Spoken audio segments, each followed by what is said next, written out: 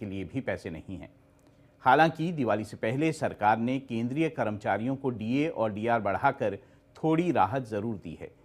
रबी की फसलों का समर्थन मूल्य भी बढ़ाया गया है, लेकिन शायद और ज़्यादा कदम उठाने की ज़रूरत है।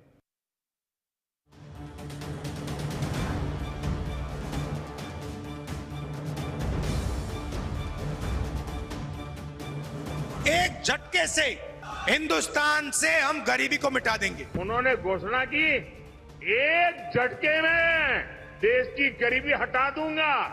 ऐसे लोगों पर कोई भरोसा करेगा क्या? देश में गरीबी हमेशा चुनावी मुद्दा रही। 1971 में इंदिरा गांधी ने गरीबी हटाओ देश बचाओ का नारा दिया था। बाद में राजीव गांधी ने भी इस नारे को आगे बढ़ाया।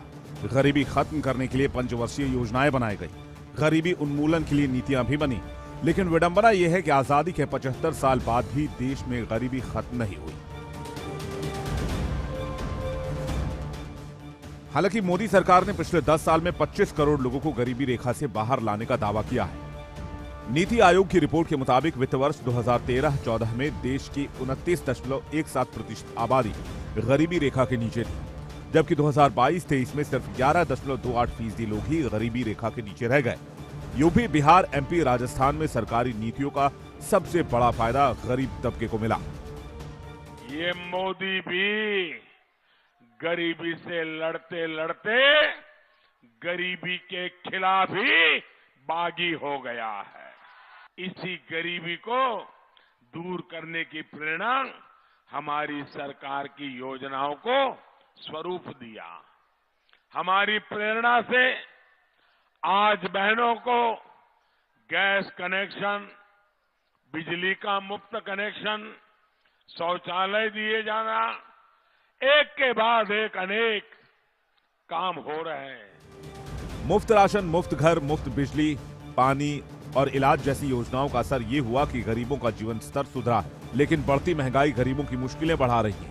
आज खाने पीने की चीजों से लेकर स्कूल की फीस, मकान का किराया और इलाज इस कदर महंगा हो चुका है कि गरीब और मध्यम वर्ग के लिए इसे अफोर्ड कर पाना बहुत मुश्किल हो रहा है। ये सरकार की जिम्मेदारी है कि महंगाई को कंट्रोल में रखा जाए। आटा, दाल, चावल, सब्जियों के दाम इतने ना बढ़ें कि गरीब परिवारों की जिंदगी मुश्किल हो जाए। सरकारी योजनाओं का लाभ भी उन लोगों को पहले मिले जिन्हें सबसे ज्यादा जरूरत है। इसके अलावा अमीर और गरीब के बीच खाई ज्यादा ना बढ़े, इसका भी ध्यान सरकार को रखना चाहिए। देश में अमीरी और गरीबी के बीच में बहुत बड़ी खाई है, ये एक सत्यता है, इसे झुठलाया नहीं जा सकता। जहां अमीर और ज्यादा अमीर होते जा रहे हैं, वहां गरीबों में गरीबी बढ़ती जा रही है। पिछले कुछ सालों में हमारे देश में हमारे जो प्रधानमंत्री हैं, उन्होंने गरीबों के लिए ऐसी कई स्कीम्स चलाई हैं। जैसे बीच में कोविड की इतनी बड़ी समस्या हुई थी, लोगों को खाने के लिए नहीं था, तब लोगों के अकाउंट में डायरेक्टली पैसे पहुंचाए गए, राशन पहुंचाया गया और लोगों को 2 वक्त का खाना उन्हें अवेलेबल कराया गया। लेकिन ये बिल्कुल सही बात है कि ये जो गैप है रिचनेस और पॉवर्टी में, ये बढ़ती जा रही है। सरकार ने किसानों और मध्यम वर्ग को महंगाई से राहत देने के लिए कई फैसले लिए हैं। दिवाली से पहले सरकार ने केंद्रीय कर्मचारियों के महंगाई भत्ते और महंगाई राहत में 3% का इजाफा किया है। इससे 49 लाख केंद्रीय कर्मचारियों और 64 लाख से ज्यादा पेंशनधारियों को फायदा होगा। इसके साथ ही केंद्रीय कैबिनेट ने रबी की फसलों का एमएसपी बढ़ाने का फैसला किया है। सरकार ने गेहूं, जौ, चना, मसूर और सरसों समेत 6 फसलों का समर्थन मूल्य बढ़ा दिया है, जिसका देश के किसानों को बड़ा फायदा होगा। न्यूनतम समर्थन मूल्य के गेहूं के, जौ, चना, मसूर, सरसों, कुसुम, उनके प्रति क्विंटल जो नई दरें हैं, गेहूं 2025-26 के लिए 2425 रुपया प्रति क्विंटल खरीदा जाएगा। जौ की एमएसपी बढ़कर 1980 रुपये होगी। चना 5650 रुपया क्विंटल, मसूर 6700 रुपया प्रति क्विंटल, रेपसीड और सरसों 5950 रुपया प्रति क्विंटल, कुसुम 5,940 रुपया प्रति क्विंटल। अमीरों और गरीबों के बीच बढ़ती खाई का मुद्दा विपक्ष जोर शोर से उठाता रहा है। गरीबों और महिलाओं को आर्थिक मदद, मुफ्त बिजली, पानी के मुद्दों पर जमकर राजनीति होती है, क्योंकि देश का बड़ा वर्ग महंगाई से त्रस्त है। लोकसभा चुनाव में राहुल गांधी ने गरीबी मिटाने का वादा किया और कहा था कि देश के संसाधनों पर कुछ ही लोगों का कब्जा है। राहुल के इस बयान पर जमकर राजनीति हुई।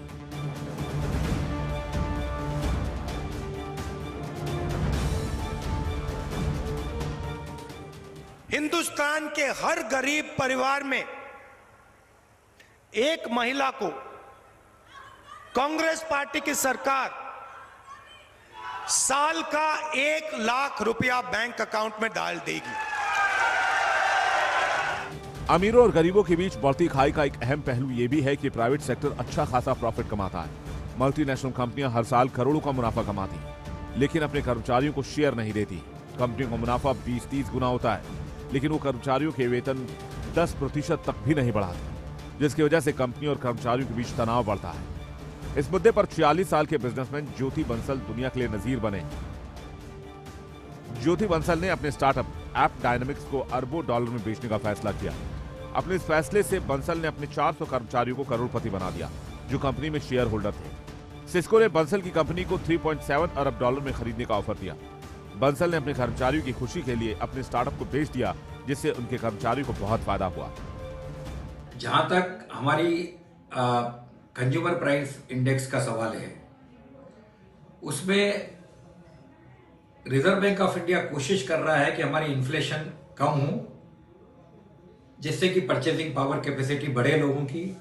लेकिन जो खाद्य पदार्थ हैं, जो फ्रूट्स हैं, वेजिटेबल्स हैं, आटा है, दाल है, इनके भाव लगातार बढ़ते जा रहे हैं और उससे मुद्रास्फीति बढ़ रही है। लोगों का जो खरीदने की ताकत होती है वो कम हो जाती है जब इन्फ्लेशन हो जाती है। तो ये बिल्कुल सही है कि लोगों को आटा, दाल, सब्जी, चावल या जो भी आप खाने के पदार्थ हैं वो सब में खरीदने में बहुत तकलीफ आ रही है, बिकॉज एक तरफ महंगाई बढ़ती जा रही है। इसी तरह पिछले दिनों चेन्नई की एक कंपनी ने अपने कर्मचारियों को दिवाली गिफ्ट के तौर पर 28 महंगी कारें और बड़ी संख्या में बाइक्स दी, जिससे कर्मचारियों की खुशी का ठिकाना नहीं रहा। देश का बड़ा वर्ग प्राइवेट सेक्टर से जुड़ा है। अगर हर कंपनी अपने कर्मचारियों का जीवन स्तर बेहतर करने के बारे में सोचे, तो अमीरों और गरीबों के बीच की खाई को कम किया जा सकता है। Bureau report.